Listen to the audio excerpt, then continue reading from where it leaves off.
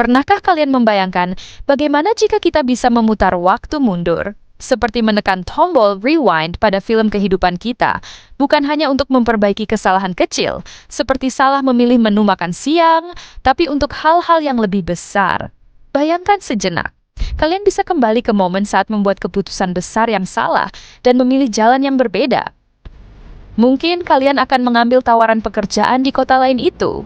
Atau mungkin kalian akan lebih berani mengungkapkan perasaan kepada seseorang. Setiap penyesalan, setiap seandainya, bisa dihapus dan ditulis ulang. Kalian bisa menjadi pemain saham jenius karena tahu persis saham mana yang akan naik. Kalian bisa memenangkan setiap taruhan olahraga. Kedengarannya luar biasa, bukan? Kita juga bisa menyaksikan kembali momen-momen paling berharga dalam hidup.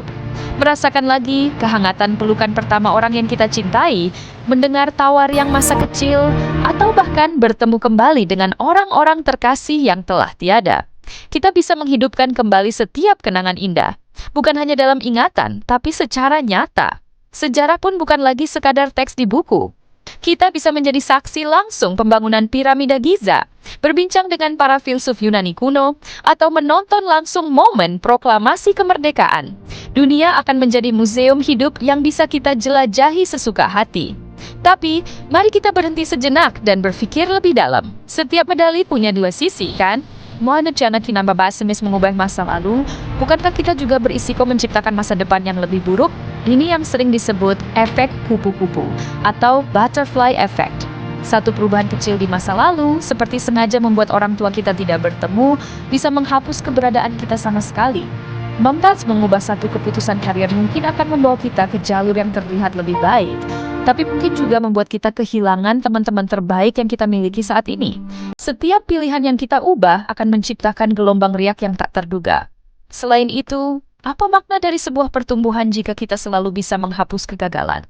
Kegagalan, rasa sakit, dan kehilangan, meskipun menyakitkan, adalah guru terbaik kita. Momen-momen sulit itulah yang membentuk karakter kita, membuat kita lebih kuat, lebih bijaksana, dan lebih berempati.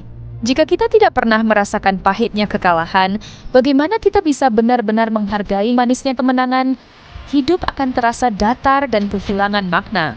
Tak ada lagi ketegangan, tak ada lagi kejutan. Semuanya bisa diprediksi dan diperbaiki. Pada akhirnya, mungkin ketidakmampuan kita untuk memutar waktu adalah sebuah anugerah.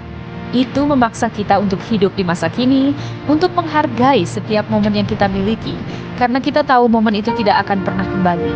Itu mendorong kita untuk berpikir matang sebelum mengambil keputusan dan belajar untuk hidup dengan konsekuensinya.